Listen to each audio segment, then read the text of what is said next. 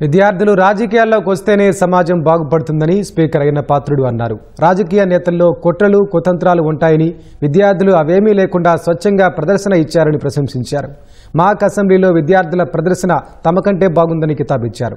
విద్యార్థులకు games period తప్పనిసరి చేయాలని సూచించారు.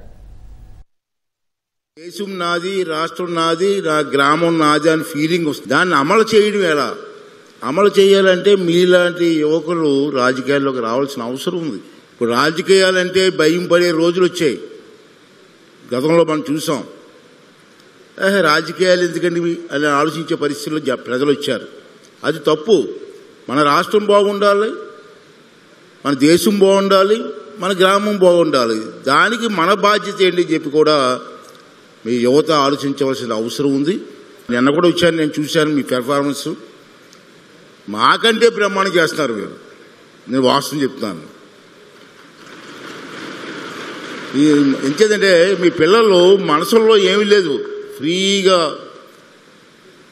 రాష్ట్రం కోసం ఆలోచిస్తున్న వయసులో వచ్చారు మీరు. మాలో కుతంత్రాలు ఉంటాయి. రాజకీయ నాయకులు ఆ పార్టీ ఈ పార్టీ కొట్టుకో. రాష్ట్రం పోయినా పర్లేదు, మాకు ప్రెస్టేజీలు వేరుగా ఉంటాయి. అంచే స్వచ్ఛందమైన మనసుతో రాజకీయాలు చేస్తే రాష్ట్రం ఎందుకు బాగుపడదండి, దేశం ఎందుకు బాగుపడదండి? అందుకే ఇవాళ మిమ్మల్ని చూస్తుంటే నాకు చాలా ఆనందంగా ఉంది. మరి ఇటువంటి కార్యక్రమానికి ఆర్గనైజ్ చెయ్యాలని చెప్పి ఆలోచన చేసిన వ్యక్తిని కూడా లోకేష్ గారిని మనందరం కూడా అభినందించవలసిన అవసరం ఉంది.